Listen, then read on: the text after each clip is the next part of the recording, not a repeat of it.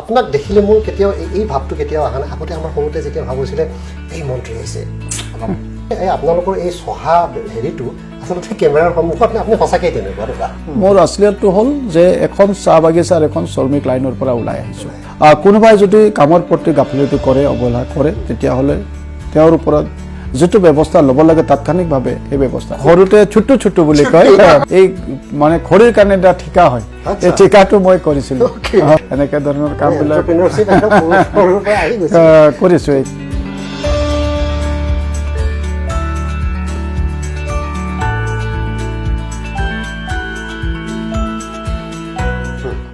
মোৰ দাদাই মোক মাজে মাজে কৈছিলে যে তুই যে এনেকুৱা ধৰণৰ মানে অকল সমাজৰ কামতেই লাগিছ, জানই বোলে আমাৰ পৰিয়ালটো এনেকুৱাকৈ আমি কিমান কষ্ট কৰ, গতিকে কিবা এটা কৰাৰ কথা চিন্তা কৰ, কিমান আৰু তই সংগঠন কৰিবি, তই অকলে সমাজখনক তই পৰিৱৰ্তন কৰিব পাৰিবি জানো, তেনেকৈ ধৰণৰ বুজনি দিছিলে মোৰ দাদা, যিজন নাই এতিয়া, শংকৰ দা। তো নিজৰ দাদা। তো মই কৈছিলোঁ যে দাদা বোলো কিবা এটাতো কৰিবৰ কাৰণে এটা মনত হেৰি আছে, সেইকাৰণে মই কৰিছোঁ। অৱশ্যে এইটো এটা দুখ লাগে মোৰ কাৰণে, বৰ দুখ কথা যে দাদা এইখিনি দেখা নাপালে। মই যেতিয়া 2011 চনত আপোনাৰ ফেব্ৰুৱাৰী মাহৰ 28 তাৰিখে মই তাৰ কেইদিনমানৰ আগতে অসম স্বাধীন ছাত্ৰ সন্থাৰ পৰা বিদায় লোৱাৰ পাছত মই ভাৰতীয় জনতা পাৰ্টিত মই যোগদান কৰিলোঁ। যোগদান কৰাৰ পাছত আচলতে মাননীয় প্ৰাক্তন মুখ্যমন্ত্ৰী সৰ্বানন্দ সোণোৱাল ডাঙৰীয়া লগতে আৰু কেইজনমান ব্যক্তি আমি লক্ষ্য কোঁৱৰ, পুলক গোহাঁই আদি কৰি পেলাই কেইজন মানুহে আমি একেদিনাখনে তেতিয়া গাডকাৰী আছিলে তেওঁৰ নেতৃত্বত আমি ডিব্ৰুগড়তে ভাৰতীয় জনতা পাৰ্টিত মই যোগদান কৰিছিলোঁ। যোগদান কৰাৰ পাছত আচলতে মই জইন কৰিলোঁ। জইন কৰাৰ পাছত মই পটককৈ অসম স্বাধীন ছাত্ৰ সন্থাৰ পৰা আহিলোঁ। অহাৰ পাছত জানেই আৰু মানে মই পটককৈ অহাৰ পাছত অলপ আমাৰ পাৰ্টিটো তেনেকৈ ধৰণৰ বিজেপি বুলি ক'লে তেতিয়া আৰু বৰ বিশেষ মানে কোনো গুৰুত্ব নিদিয়ে। এই দলটো কিবা হিন্দী ভাষীৰ মানে দল বুলি পেলাই ভাবে মানুহবিলাকে, অসমীয়া মানুহৰ মানে দল নহয় বুলি তেনেকৈ ধৰণৰ এটা মানুহৰ মনত মানে এটা মনোভাৱ আছিলে। তো গতিকে আমি আহিলোঁ, যেতিয়া সভাটা আহি গ'ল, তো এতিয়া অসমীয়া মানুহৰো মনত আমি সোমাবৰ কাৰণে চেষ্টা কৰিলোঁ। আৰু বাগানটো জানেই, এইটো আৰু কংগ্ৰেছৰ মানে একেবাৰে এইটো পূৰা পাৰ্মানেণ্ট এটা ষ্টেজ আছিলে। তো এইবিলাকতো আমি সোমালোঁ। সোমাই পেলাই আমি যথেষ্ট আমাৰ দলটোক শক্তিশালী কৰাৰ ক্ষেত্ৰত প্ৰথমে আমি সাংগঠনিক কাম কাজবিলাকত আমি পূৰা জোৰ দি পেলাই, যিহেতু আমি সংগঠনৰ পৰা আহিছিলোঁ, এটা বেনাৰৰ পৰা আহিছিলোঁ, তো গতিকে আমাৰ কাৰণে সুবিধা হ'ল। আমি তাহানিতেই মানুহৰ দুখ বেদনাৰ কাৰণে আমি যিখিনি কাম কৰিছিলোঁ আৰু সেই বিশ্বাসটো আমাৰ ওপৰত মানুহৰ আছিলে। আৰু সেই বিশ্বাসেৰে আমি যেতিয়া ক'লোঁ যে আমি এটা পৰিৱৰ্তন বিচাৰিছোঁ, আৰু এই পৰিৱৰ্তনক মানুহে বিশ্বাসত লৈছিলে। আৰু তেনেকৈ হেৰি কৰাৰ পাছত 2011 চনৰ নিৰ্বাচন আহিলে বিধানসভা। তো গতিকে তেতিয়া প্ৰায় 18জনমান মানে টিকেটৰ দাবীদাৰ আছিল, তাৰ ভিতৰত ময়ো আছিলোঁ। আৰু বাকীসকল চবেই মানে যথেষ্ট মানে ভাল পৰিয়ালৰ বুলি ক'ব পাৰি, তেওঁলোকৰ ফেমিলি গ্ৰাউণ্ড আৰ্থিকভাৱে ভাল, ফেমিলি বেকগ্ৰাউণ্ডটো তেওঁলোকৰ কাৰণে ভাল, সকলোবিলাক ভাল। আৰু মইতো লাইনৰ পৰা ওলাই আহিছোঁ, মানে কোনো মোৰ মানে নাই, মোৰ কোনো বেকগ্ৰাউণ্ড একোৱেই নাই। তো গতিকে এটা কথা আছিলে যে মই ৰাইজৰ মাজত আছিলোঁ, সকলো স্তৰৰ মানুহৰ মাজত মই আছিলোঁ। তো গতিকে নাজানো, আচলতে আমাৰ দলটোত এটা কথা ভাল যে যিকেইজন প্ৰাৰ্থীয়ে আবেদন কৰিব তেওঁলোকৰ ওপৰত দিল্লীৰ পৰা আমাৰ ৰাজ্যিক সমিতিৰ তৰফৰ পৰা তেওঁলোকৰ ওপৰত এটা ছাৰ্ভে কৰা হয়, আৰু মোৰ ওপৰতো ছাৰ্ভে কৰা হ'ল, বাকীসকলৰ ওপৰত ছাৰ্ভে কৰা হ'ল। এই ছাৰ্ভেটো যেতিয়া হ'ল, তো এইটো আচলতে এইটো বস্তুটো চোৱা হয় যে এই মানুহজন জনমানসত তেওঁৰ গুৰুত্বটো কিমান আছে, মানুহে তেওঁক কিমান গ্ৰহণ কৰে, আৰু তেওঁ মানুহৰ সুখে দুখে কেনেধৰণৰ কাম কৰিছে, এই বস্তুবিলাক চোৱা হয়। তো গতিকে মোৰ ক্ষেত্ৰতো হয়তো সেইটোও হৈছিলে, আমি ক'ব নোৱাৰোঁকৈ এইবিলাক ছাৰ্ভে হয়। আৰু মই ভবা নাছিলোঁ যে মই প্ৰাৰ্থিত্ব পাম, কাৰণ মই নতুনকৈ আহিছোঁ, একেবাৰে লাইনৰ মাজৰ পৰা আহিছোঁ। তো তো গতিকে ভবাও নাছিলোঁ, কিন্তু ভগৱানৰ আশীৰ্বাদ আছিলে, ৰাইজৰ আশীৰ্বাদ আছিলে। প্ৰাৰ্থিত্ব কিন্তু 18 জনৰ ভিতৰত মই প্ৰাৰ্থিত্ব পালোঁ। হয়, তো সেইটো মোৰ বাবে জীৱনত প্ৰথমবাৰৰ বাবে এইটো এটা ডাঙৰ মানে এইটো আচলতে মই আমাৰ তিনিচুকীয়া থানা চাৰিআলি বুলি কয়, সেইদিনাখন মই থানা চাৰিআলিতে আছোঁ, এনে আবেদনটো কৈছোঁ এইটো দিল্লীত মানে ঠিক হ'ব। আৰু তাতে মই সেই থানা চাৰিআলিতে ঘূৰি থাকোঁতে পটককৈ নিউজত আহিলে যে টিকেটটো শেহতীয়াকৈ সঞ্জয় কিষাণে পালে। তো এইটো আৰু মোৰ কাৰণে বহুত ডাঙৰ কথা আছিলে। তাৰপাছত মই সকলোৱে সহযোগিতা কৰিলে। আমি মানে ইলেকশ্যন জীৱনৰ কাৰণে প্ৰথম এইটো ইলেকশ্যন মই কৰিছোঁ। হয়, আৰু বহুত টকা পইচাও নথকা মানুহ এজন, তো গতিকে বহুতে মোক যথেষ্ট সহযোগিতা কৰিলে, পাৰ্টীয়ে মোক যথেষ্ট সহযোগিতা কৰিলে। যিসকল ধৰক আৰু বহুতে টিকেটো তাকি আছিলে, তেওঁলোকৰ মনত অলপ দুখো পালে। তেওঁলোকৰ ঘৰত গৈ পেলাই মই সকলোকে লগ ধৰিলোঁ, ৰিকুৱেষ্টো কৰিলোঁ। কিছুমানে ঘূৰিলে, কিছুমানে নুঘূৰিবও পাৰে, কিছুমানে অলপ বিৰোধো কৰি থাকিলে, কিন্তু তাৰ মাজতো ইলেকশ্যনটো খেলিলোঁ। কিন্তু নাই, 2011ত মই নিজিকিলোঁ, মই মাত্ৰ 5000 ভোটত মই হাৰি গ'লোঁ। কিন্তু এইটো এটা ডাঙৰ কথা যে য'ত বিজেপিৰ বুলি পেলাই একোৱেই নাছিলে, তাত মাত্ৰ আমি 5000 মান ভোটত আমি, হয়, মানে ডাঙৰ এটা ভাল প্ৰতিদ্বন্দ্বিতা আমি কৰিলোঁ। ভাৰতীয় জনতা পাৰ্টিৰ যিটো সাংগঠনিক ভেটি যে শক্তি, হয়, তেতিয়াহ'লে হয়, এইটো প্ৰমাণ হৈ গ'ল। হয়, তাৰপাছত দাদা এটা কথা কৈছোঁ যে মই যিদিনাখনৰ পৰা হাৰিলোঁ, সেইদিনাখনৰ পৰাই এইটোৱে কৈছোঁ যে কাম মানুহে যদি নিষ্ঠাৰে কৰে, তেতিয়া তাৰ মানে সদায় ফলটো পোৱা যায়। মই একদিনো বহি নাথাকিলোঁ, হাৰিলোঁ বুলি মই একদিনো হতাশো নহ'লোঁ। মই পূৰা আৰু সংগঠনটোৰ কাৰণে কাম কৰিলোঁ। তেতিয়া কংগ্ৰেছ চৰকাৰ, হয়, মোক মানে হেৰি চাহ মৰ্চাৰ মোৰ ৰাজ্যিকৰ সভাপতিৰ দায়িত্বও দিলে মোক। তো গতিকে মই তেতিয়া গোটেই অসমৰ এটা ডাঙৰ মঞ্চ এখন পালোঁ। মই গোটেই অসম ঘূৰিলোঁ, আৰু বিশেষকৈ চাহ অধিকৃত অঞ্চলবিলাকত আমাৰ সংগঠনটো শক্তিশালী কৰিবৰ কাৰণে মই পূৰা কাম কৰিলোঁ। আৰু তেনেকৈ ভগৱানৰ আশীৰ্বাদ আছিলে, ৰাইজৰ আশীৰ্বাদ আছিলে, মানে সেই তেনেকৈ দিল্লীৰ পৰা মোৰ নামতেই মানে প্ৰাৰ্থিত্ব নামটো আহিলে। আকৌ যথেষ্ট খেলিলোঁ আৰু মন্ত্ৰীত্ব পালোঁ। প্ৰায় 35,000 ভোটৰ ব্যৱধানত মই জিকিলোঁ। সেইটো বেয়া লাগে যে মই যে দাদাৰ কথাটো কৈছিলোঁ বা ঘৰৰ মা দেউতাকৰ কথা কৈছিলোঁ, মা দেউতাসকলে এইখিনি দেখা নাপালে। তেওঁলোকে মোৰ কাৰণে বহুত কষ্ট কৰিলে, কিন্তু আজি ধৰক সেই সঞ্জয় কিষাণ অকণমান কিবা এটা হৈছে যদিও সেইখিনি তেওঁলোকে দেখা নাপালে। হয়, কোনোৱে দেখা নাপালে। হয়, দাদা আকৌ 2011 চনৰ ইলেকশ্যনত মোৰ কাৰণে বহুত মানে আহি পেলাই যুঁজিছিলে। ইলেকশ্যনৰ প্ৰায় 2 মাহ মানৰ ভিতৰতে দাদা ঢুকাই থাকিলে, হাৰ্ট এটেক হ'ল। দাদা ভাল শিল্পী আছিলে। আপোনাৰ এই দুখৰ মুহূৰ্তখিনিৰ পৰা ওলাই আনিবৰ কাৰণে আপোনাক কৈছে, কিন্তু আপুনিও গান গায় বুলি জানো, আপুনি আজৰি সময়ত গান গাই ভাল পায়, কিন্তু দাদা আমি ওলাই নাযাওঁ কিন্তু আপোনাৰ পৰা দুফাকি নুশুনাকে। আপুনি লাগিলে চাহ বাগিচাত আপোনালোকে গুণগুণাই ফুৰা সেই দিনবোৰৰ গানেই এটা হওক নে কি কয়, হয়নে? দুষাৰিটো আমি শুনি যাম দাদাৰ পৰা। গাম বাৰু, এতিয়াই গাবলৈ পাছত গাম, এতিয়াই শুনিম দাদা। মাজতে পৰিৱেশটো অলপ পাতল হওক। গান গাওঁ। আচলতে গানটো এনেকুৱা যে আমি এই যিটো নেকি আমি ঝুমৰ বুলি কওঁ, ঝুমৰ গীতবিলাক আচলতে কোনো কাগজ কলমেৰে লিখা গীত নহয়। এই গীতবিলাক তাহানিতে আমাৰ পূৰ্বপুৰুষসকলে সেই পৰিৱেশৰ মাজত তেওঁলোকে যিবিলাক বস্তু দেখিছিলে, তেওঁলোকৰ হৃদয়ত যিখিনি অনুভৱ কৰিছিলে, দুখ বেদনাখিনি যিখিনি অনুভৱ কৰিছিলে, আৰু এই অনুভৱখিনি আচলতে তেওঁলোকে গান যোগেদি প্ৰকাশ কৰিছিলে। আৰু সেইবিলাকে আচলতে আজি ঝুমৰ গীত হিচাপে আমি পাইছোঁ। যেনেকৈ বিহু গীতবিলাকো ঠিক তেনেকেই, এইবিলাক আৰু বিৰাট চৰ্চা কৰি পেলাই বিৰাট আৰু কৰি পেলাই লোৱা নহয়, পৰম্পৰাগত হিচাপে এইবিলাক তাহানিৰ পৰা চলি আহিছে। তো গতিকে তেনেকে আছে।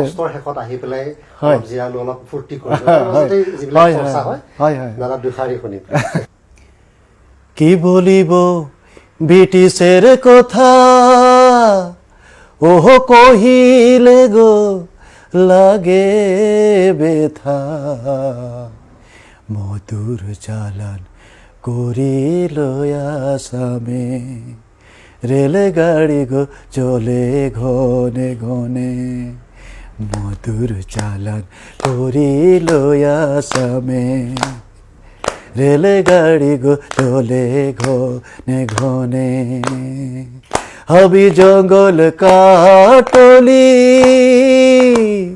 ঢুটু বুড় গোটলি হাবি জঙ্গল কাটলি ঢুটু বুড় গোটলি গাড়া ঢিপা করলি সামান বানাই দেলি আমরা সোনার আসাম গাঢ়া ঢিপা করলি সামান বানাই দেলি আমরা সোনার আসাম হরে হরে হরে হায় না কহিলে গো প্রাণ যায় গাঢ়া ঢিপা করলি সামান বানাই দেলি ওহ বানাই দেলি আমরা সোনার আসাম ধন্যবাদ থেংক ইউ ছ' মাছ আপুনি মোৰ অনুৰোধটো হেৰি কৰিলে আৰু মই আপোনাক সদায় ৰিকুৱেষ্ট কৰিম দাদা আপুনি যে এই মাটিৰ মানুহটো হৈ আছে আপুনি সদায় হৈ থাকক আপুনি আকাশ চুৱক তথাপিও যেনে আপুনি এই আপুনি যেতিয়া এই শিপাডাল ধৰি ৰাখিছে দাদা আপুনি এই মানুহটো যাতে আমি আজিৰ পৰা 20 বছৰ 30 বছৰ 40 বছৰ এইখিনিত এটা কথা ক'ব লাগিব দাদা যে আজি চাহ বাগিচাবিলাক যে যিমানবিলাক চাহ বাগিচা আছে ধৰক বিভিন্ন বহিৰাগত কোম্পানীৰ আণ্ডাৰত আছে তো যেনেকৈ ধৰক NRL হওক আজি অইল হওক যিবিলাক য'ত নেকি আমাৰ অসম চৰকাৰৰ ষ্টেক আছে তো আমাৰ এই চাহ খণ্ডটো এটা ইমান এটা লাভজনক এটা এইটোত অসম চৰকাৰৰ তেনেকৈ ষ্টেক ল'ব পৰা কিবা ব্যৱস্থা আছেনে যদি নাই আমি অসম চৰকাৰৰ ফালৰ পৰা বা আপোনালোকে কেনেকুৱা পদক্ষেপ গ্ৰহণ কৰিব অনাগত সময়ছোৱাত নিশ্চিতভাৱে ইয়াতে চৰকাৰখনৰ যথেষ্ট দায়িত্ব আছে আৰু ইতিমধ্যে আমাৰ চৰকাৰ অহাৰ পাছতে এই গোটেই দিশবিলাক চোৱা চিতা কৰাৰ পাছত আপোনালোকে জানে যে আসাম টি কৰ্পৰেশ্যনৰ প্ৰায় আমাৰ 15খন চাহ বাগিচা আছে যোৱা কংগ্ৰেছৰ দিনত আচলতে এইটো আমাৰ চৰকাৰৰ চাহ বাগিচা হৈও এইটো একেবাৰে মানে অৱহেলিত হৈ থাকিলে যাৰ কাৰণে সদায় আমি এই ছেক্টৰটো আমি লছে খাই থাকিলোঁ এতিয়াও লছ আছে ইমানেই লছলৈ গ'ল যে আমিও এইটো সোনকালে ইয়াক লাভজনক স্থিতিলৈ লৈ যোৱাটো আমাৰ বাবে ডাঙৰ এটা প্ৰত্যাহ্বান আছে তথাপিও আমি যথেষ্ট কৰিছোঁ ইতিমধ্যে মই প্ৰথমে এইটো এই কাৰণে কৈছোঁ যে যেহেতু এইটো আমাৰ চৰকাৰৰ নিজৰ হয় তো গতিকে ইয়াত আমি এতিয়া যথেষ্ট চৰকাৰ তৰফৰ পৰা আমি ছাপোৰ্ট কৰিছোঁ মাননীয় মুখ্যমন্ত্ৰীও যথেষ্ট কৰিলে ফাইনেন্স মিনিষ্টাৰ যেতিয়া ডক্টৰ হেমন্ত বিশ্ব শৰ্মা ডাঙৰ বৰ্তমান আমাৰ মুখ্যমন্ত্ৰী তেখেতেও এই উদ্যোগটোক আগুৱাই লৈ যাবৰ কাৰণে যথেষ্ট কৰিলে যাৰ কাৰণে ইতিমধ্যে আমি এই উদ্যোগটোৰ পৰা যোৱা দিনবিলাকতকৈ কিছু লাভ আমি পাবৰ কাৰণে সক্ষম হৈছোঁ আৰু মই ভাবোঁ যে এইটো চাওক ব্ৰিটিছৰ নিশ্চয় এটা চৰকাৰ আছিলে আৰু তেওঁলোকে ক'ৰ পৰা আহি পেলাই ইয়াত চাহ উদ্যোগ স্থাপন কৰি চাহ উদ্যোগৰ কাৰণে বাট পথ চাহ উদ্যোগৰ কাৰণে মানে ৰেল লাইন চাহ উদ্যোগৰ কাৰণে ডাঙৰ ডাঙৰ শিপ অসমত প্ৰতিষ্ঠা হৈছিল তো গতিকে তাহানিতে যদি ব্ৰিটিছৰ চৰকাৰে ইমানখিনি কৰিব পাৰে তো গতিকে আমিও নিশ্চয় এইটো কৰিব পাৰিব লাগিব আৰু তেনে ক্ষেত্ৰত আমি অসমৰ চাহৰ জৰিয়তে আজি দেশ বিদেশত অসমৰ এটা পৰিচয় আছে তো গতিকে নিশ্চিতভাৱে আমি যদি এই উদ্যোগটোক আজি বিশ্ব দৰবাৰত শক্তিশালী ৰূপত আমি প্ৰতিষ্ঠা কৰি আমি অসম টি হিচাপে এইটোক যদি আমি সমগ্ৰ বিশ্বত ইয়াক আমি প্ৰতিষ্ঠা কৰিব পাৰোঁ তেতিয়াহ'লে নিশ্চিতভাৱে মই ভাবোঁ যে আমাৰ এই উদ্যোগটোৰ যোগেদি আমি অসমৰ অৰ্থনৈতিক দিশটো আৰু অধিক শক্তিশালী কৰাৰ ক্ষেত্ৰত যথেষ্ট সম্ভাৱনা আছে আৰু এটা কথা মই অনুভৱ কৰোঁ যে ইয়াত যিহেতু সম্পূৰ্ণভাৱে চাহ বাগিচাৰ মালিক গোষ্ঠীসকলৰ ওপৰতে গোটেই বিষয়টো মানে এৰি দিয়া নিচিনা হ'ল যোৱা দিনবিলাকত যাৰ কাৰণে তেওঁলোকে মানে গোটেই চাহ তেওঁলোকে কিদৰে তেওঁলোকে মাৰ্কেটিং কৰিব তেওঁলোকে কি ৰেট দিব কি কৰিব এই গোটেইখিনি আচলতে তেওঁলোকৰ ওপৰতে থাকি গ'ল যাৰ কাৰণে হয় নিয়ন্ত্ৰণ যিটো নহ'ল যোৱা দিনবিলাকত তো গতিকে এইটোৰ ক্ষেত্ৰতো আমি নিশ্চয় চিন্তা চৰ্চা কৰিব লাগিব। ঠিক আছে দাদা, এটা কথা এই মুহূৰ্তত মনলৈ আহিছে যে ধৰক ক'ভিড পৰিস্থিতিটো চলি আছে, গোটেই দেশতে চলি আছে, গোটেই বিশ্বজুৰি চলি আছে। আমাৰ অসমতো এটা বিৰাট ভয়াৱহ ৰূপ ধাৰণ কৰিছিলে যদিও এতিয়া যথেষ্ট নিয়ন্ত্ৰণত অহা বুলি আমি ক'ব লাগিব। কিন্তু এই ক্ষেত্ৰত কথাটো ক'ব লাগিব যে আমাৰ যিবিলাক চাহ বাগিচাত আমাৰ মেডিকেল আছে, সেই মেডিকেলবিলাকত এতিয়া কেনেধৰণৰ ব্যৱস্থা গ্ৰহণ কৰা হৈছে? কাৰণ কি এই কথাটো মই এইকাৰণে উল্লেখ কৰিছোঁ, আজি কিছুদিন পূৰ্বে অৰ্থাৎ কিছু মাহ পূৰ্বে বাগিচাত এটা দুৰ্ঘটনা এটা সংঘটিত হৈছিলে, যাৰ কাৰণে নেকি চিকিৎসকসকলৰ এটা মনত এটা ভয় শংকা এটা সোমাইছিলে। কিন্তু এই ক্ষেত্ৰত কাৰণ কি এটা ক'ভিড এটা অকল বুলিতো চাহ বাগিচাত নোসোমোৱা বুলিতো তেনেকুৱা বেমাৰ নহয়, গতিকে তাতেও সোমাব। গতিকে আপোনালোকে কেনেকুৱা ব্যৱস্থা গ্ৰহণ কৰিছে আৰু তালৈ যিবিলাক চিকিৎসক এতিয়া যাব লাগিব বা গৈছে, তেওঁলোকৰ মাজত সজাগতাটো আপোনালোকে কেনেকৈ আনিবৰ কাৰণে প্ৰচেষ্টা? হয়, ইতিমধ্যে আমি দেখিছিলোঁ যে 2020 চনত যেতিয়া ক'ভিডৰ এটা ভয়াৱহ পৰিস্থিতিৰ সৃষ্টি হৈছিলে, 2020 চনত কিন্তু চাহ বাগিচাসমূহত ইমানকৈ সিঁচৰিত হোৱা নাছিল। কিন্তু এতিয়া 2021 চনৰ জানুৱাৰীৰ ক'ভিডৰ অলপ এইটো অলপ বেলেগ ধৰণৰ হয়। তো গতিকে যথেষ্ট চাহ বাগিচাত সোমাইছে। মই নিজেও কেইবাখনো চাহ বাগিচালৈ গৈছোঁ। ইতিমধ্যে মোক যিহেতু ইনচাৰ্জ মন্ত্ৰী হিচাপে ডিব্ৰুগড় আৰু তিনিচুকীয়া জিলাৰ দায়িত্ব দিছিলে, মই দুখন জিলাৰ কেইবাখনো চাহ বাগিচালৈ মই গ'লোঁ। আৰু তাত আমি এটা কথা কৰিছোঁ সদ্যহতে যে যিবিলাক মানুহ ইতিমধ্যে পজিটিভ পোৱা গৈছে লাইনৰ মাজত, আৰু তেখেতসকলক আমি কোনো কাৰণতেই হোম কোৱাৰেণ্টাইন হ'বলৈ দিয়া নাই। কাৰণ আপোনালোকে জানে যে শ্ৰমিক লাইনবিলাক ওচৰা ওচৰিকৈ থাকে, ঘৰবিলাক সৰু, তাতে যদি আমি হোম কোৱাৰেণ্টাইন কৰিবলৈ দিওঁ তেতিয়াহ'লে যিটো আচলতে তাত কেয়াৰ ল'ব লাগে সেইটো ল'ব পৰা নাযাব।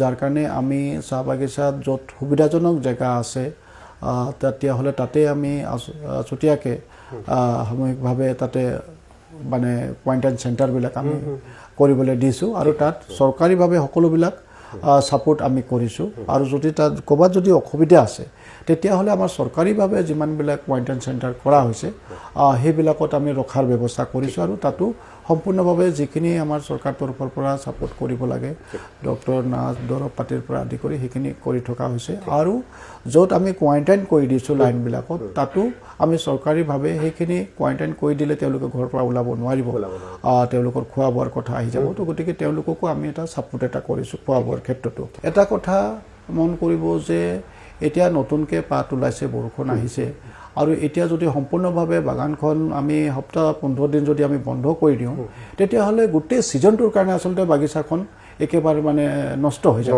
তো গোটেই বছৰটোৰ কাৰণে যেতিয়া বাগানটো নষ্ট হ'ব তেতিয়াহ'লে নিশ্চিতভাৱে এইটো মালিক গোষ্ঠীৰে নহয়, শ্ৰমিকসকলৰ কাৰণেও এইটো এটা ডাঙৰ পৰিস্থিতিৰ সৃষ্টি হ'ব। আৰু দাদা, এই চাহ জনগোষ্ঠীটোৰ যথেষ্ট সমস্যা আছে, বিভিন্ন সমস্যা আছে, আৰু সেই সমস্যাবিলাক পূৰণ কৰিবলৈকে আপোনাক এটা শক্তিশালী প্ৰতিনিধি হিচাপে, শক্তিশালী কণ্ঠ হিচাপে আপোনাক বিধানসভাৰ মজিয়ালৈ পঠিওৱা হৈছে। এতিয়া কথাটো হ'ল কি, এই যে চাহ জনগোষ্ঠীটোৰ এটা দীৰ্ঘদিনীয়া সমস্যা আছে জনজাতিকৰণ, বিভিন্ন সময়ত কথাটো ওলাই আছে। এই জনজাতিকৰণৰ ক্ষেত্ৰত আপোনালোকে ধৰক এতিয়া নতুন চৰকাৰখনে বা আপুনি কেনেকুৱা ধৰণৰ পদক্ষেপ ল'ব, নতুন চৰকাৰখনে কেনেকুৱা ধৰণৰ পদক্ষেপ? নিশ্চিতভাৱে মই এই ক্ষেত্ৰত এটা কথাই ক'ম যে ময়ো অসম শান্তি ছাত্ৰ সন্থ থকা অৱস্থাতে ময়ো জনজাতিকৰণৰ কাৰণে মাত মাতিছোঁ, আৰু এইটো আমাৰ প্ৰধান দাবী আছিলে। তো গতিকে নিশ্চিতভাৱে আজিৰ তাৰিখতো মই এইটো অন্তৰকণে জনজাতিকৰণৰ মৰ্যাদাটো দিয়াটো মই মানে কামনা কৰোঁ। আৰু জনজাতিকৰণৰ 6 জনগোষ্ঠীৰ জনজাতিকৰণৰ কাৰণে এইটো কোনো কাৰণতেই ৰাজনৈতিকভাৱে ইয়াক ল'ব নালাগে। ইয়াত অসমৰ নিৰাপত্তাৰ কথা আছে, ইয়াত অসমৰ 6টা জনগোষ্ঠীৰ মানে অধিকাৰৰ কথা আছে। তো গতিকে আমাৰ চৰকাৰ অহাৰ পাছত আপোনালোকে জানে যে কেন্দ্ৰীয় চৰকাৰৰ আন্তৰিকতাৰে এই বিষয়টো অলপ আগবঢ়াইছে, আৰু ইতিমধ্যে কেন্দ্ৰীয় চৰকাৰে কিছু নথি পত্ৰ পুনৰ বিচাৰিছিলে যিবিলাক আচলতে আমাৰ বিভাগে বিচাৰিলে কেন্দ্ৰীয় চৰকাৰ তৰফৰ পৰা, আৰু এই বস্তুখিনিও ইতিমধ্যে আগবাঢ়িছে। আৰু যিহেতু আমাৰ আদিবাসী চাহ জনগোষ্ঠীৰ আমাৰ যিসকল লোক আমি আছোঁ, ইয়াতে আমি প্ৰায় 100তকৈ অধিক জাতি আমাৰ এই চাহ জনগোষ্ঠী কওক বা আদিবাসী কওক ইয়াৰ মাজত আছে। তো গতিকে ইয়াতে কিছুমানে হয়তো আমাৰ জনজাতি হিচাপে স্বীকৃতি পাব, কিছুমানে OBC হিচাপে পাব, তেনেকৈ ধৰণৰ কথা আছে। এই দিশবিলাকো আচলতে চাবলগীয়া হৈছে যে আমাৰ চাহ জনগোষ্ঠী বা আদিবাসী লোকসকলৰ ভিতৰত কিমানে আচলতে ST পাব, কিমানে নাপাব, তেনেধৰণৰ কথাবিলাকো এতিয়া আহিছে। আৰু এটা কথা শেষত মই সুধিব লাগিব আপোনাক, শেষ প্ৰশ্ন হিচাপে আমি আপোনাক সুধিম যে বিজেপি যেতিয়া নিৰ্বাচনী চলাই আছিলে, প্ৰচাৰ চলাই আছিলে, তেতিয়া এটা কথা খুবকৈ কৈছিলে যে তেওঁলোকে বিভিন্ন বাগিচা মিত্ৰ তেওঁলোকে নিযুক্তি দিব। আচলতে এই বাগিচা মিত্ৰটো কি, আৰু এইবাৰ যেতিয়া কৈ আছে 1 লাখ মানুহক নিযুক্তি দিব, ইয়াৰ ভিতৰত বাগিচা মিত্ৰ সোমাব নেকি? এই বিষয়টো হয়, ইতিমধ্যে আচলতে 1 লাখ মানে পদ মানে যিটো দিয়া হ'ব, এইটো আচলতে এনেধৰণৰ যে আমাৰ বিভিন্ন যিবিলাক ডিপাৰ্টমেণ্ট আছে, বিভিন্ন ডিপাৰ্টমেণ্টত যিবিলাক পোষ্ট ইতিমধ্যে খালী হৈ আছে, হয়, তো তাতে তো গতিকে তাতো লেবাৰ ডিপাৰ্টমেণ্টটো আছে। তো গতিকে আমি আচলতে অলৰেডি বহুত আগবাঢ়ি গৈছোঁ বাগিচা মিত্ৰৰ ক্ষেত্ৰত। আমি কোড অফ কণ্ডাক্ট লাগি যোৱাৰ কাৰণে আমি কিবা কাৰণত আমি ৰৈ গৈছিলোঁ। আমি ইতিমধ্যে আপোনালোকে জানে যে বহুত আমি নিযুক্তি দিছোঁ আমাৰ ডিপাৰ্টমেণ্টত। গতিকে বাগিচা মিত্ৰটো এনেকুৱা হ'ল যে আজি আপুনি চাব যে বহু এনেকৈ চৰকাৰী যিখিনি আঁচনি আছে, এই চৰকাৰী আঁচনিসমূহৰ বিষয়ে আমাৰ চাহ শ্ৰমিক ৰাইজে গম নাপায়। এই বিষয়টোৰ ওপৰত ক'ত কেনেকৈ ধৰণৰ এপ্লাই কৰিব লাগে, তেওঁলোকে মানে কাক ধৰিব লাগে, কোনটো অফিচত যাব লাগে, কেতিয়া ফৰ্মটো পোৱা যায়, কি তাৰ লগত পোৱা যায়, এই বিষয়বিলাক আছে।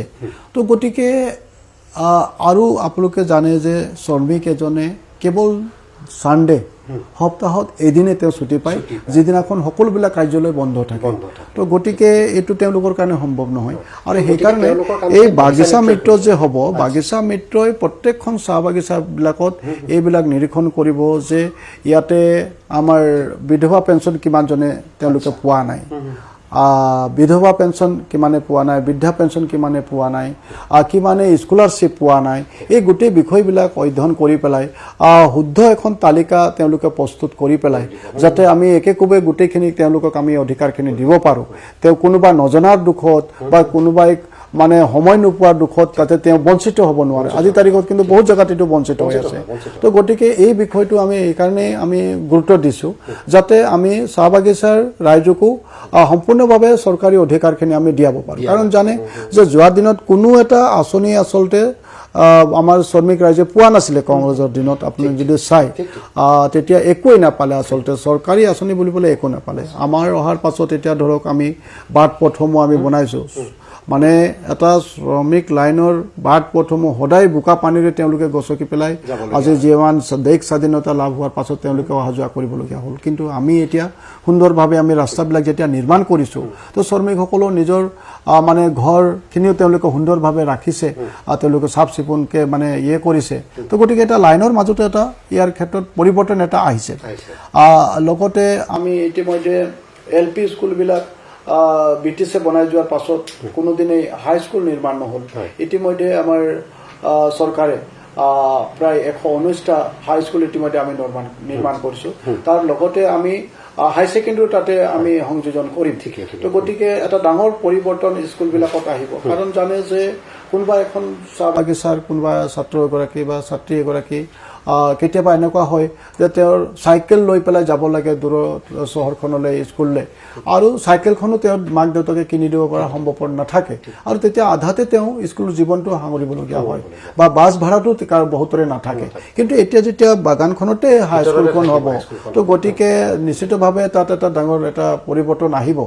আৰু মূলতে হৈছে এই জনগোষ্ঠীটোক যদি অন্যান্য জাতি জনগোষ্ঠীৰ লগত আগুৱাই যাব লাগে, তেতিয়াহ'লে আমি জনগোষ্ঠীটোক শিক্ষিত কৰি তুলিবই লাগিব। আৰু এটা পৰিৱৰ্তন আহিছে ইতিমধ্যে। বহুতো মাক দেউতাকসকলে যথেষ্ট কষ্ট কৰি পেলাই তেওঁলোকৰ ল'ৰা ছোৱালীক এই দিশত আগুৱাই লৈ গৈছে। তো গতিকে আমি আশা কৰিছোঁ যে এই শিক্ষাৰ দিশত আমি আগন্তুক এই 5 বছৰৰ ভিতৰতো আমি আৰু যথেষ্ট পদক্ষেপ গ্ৰহণ কৰিম। তাৰ লগতে স্বাস্থ্যৰ দিশতো আমি যথেষ্ট কাম কৰিছোঁ।